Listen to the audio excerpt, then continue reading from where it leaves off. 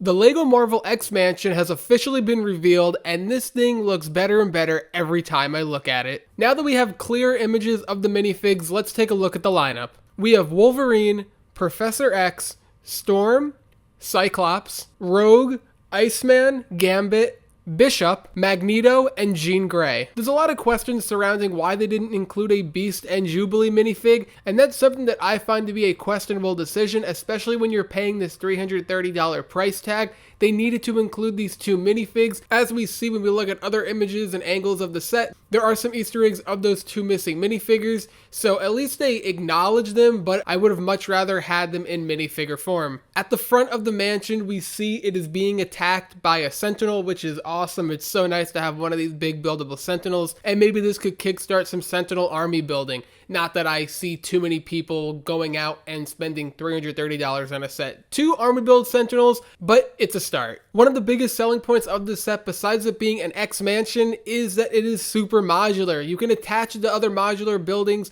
like the Avengers Tower, the Sanctum Sanctorum, the Daily Bugle, or others like the Jazz Club if you want. So you have the options to do whatever you want there and incorporate this with your Lego City if you so please, but you can also have it combined with other X Mansions if you want to buy multiple, and you can make a much bigger X Mansion if your heart desires, which is great. I think that the creativity for this set is unlimited. There are endless possibilities for how big you want to make this mansion, which is just something that I love to see with these modular sets. On the back of the mansion, we have some cardboard boxes and a nice basketball hoop, which is always fun to see. There are just so many Easter eggs hidden around this set. As I mentioned before, there are no Beast or Jubilee minifigs, but we do have here a Beast sticker. We see Rogue and Cyclops talking, and there is a sticker showing Beast. So at least there's the fact that they acknowledged him in the set rather than completely ignoring him altogether. On the back of the house, we also have some posters, one that mentions Nightcrawler, and another one that appears to be a wanted poster for some of the X-Men as well. Now, correct me if I'm wrong, but I believe the hat we see is actually the fedora that Beast wears. So once again, another Easter egg acknowledging Beast. Here we get another look at the front of the set with no minifigs, and we can see it's battle damaged from the Sentinel, which I really love. I love how it adds some of that extra detail in showing that this is a struggle that the Sentinel is putting up against them here,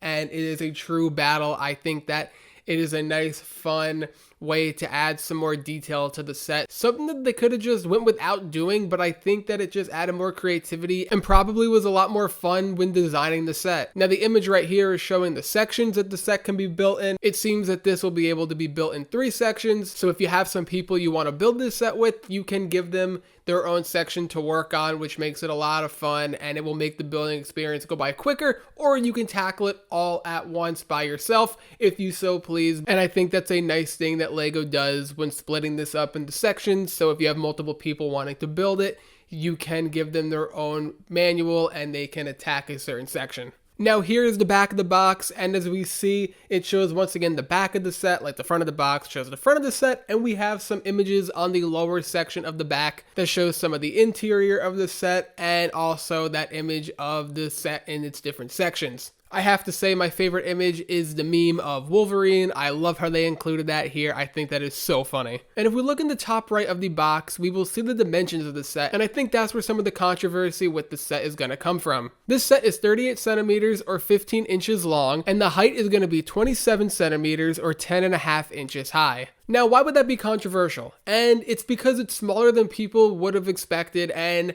I agree with that. I think that this is a little bit smaller than I would have expected. I would have thought this would have been bigger. When we look at a set like the Sanctum Sanctorum, that's $250, it is 12.5 inches high and it is 12.5 inches wide. So pretty similar dimensions compared to the X Mansion for a set that's considerably cheaper. But just because the set is smaller than many people might have expected it to be, that doesn't mean it's not worth this price tag. Just off the images that we have here, I think that it's a phenomenal set. Now, I would have much rather seen this set be $300, but we could say that we'd much rather have every Lego set be less money, obviously. But as far as the design goes, the attention to detail, and the minifigures go, I think that this set seems like it's relatively worth its price point. Now, you can always make the argument, like with every set, that this should have been included, that should have been included, and yes, there should have been a Beast and Jubilee minifig added at the very least. I would have loved to have Morph as well, and all these other characters we see. But you know what? We have to take what they give us, and I think what they gave us was pretty good. It could have always been better,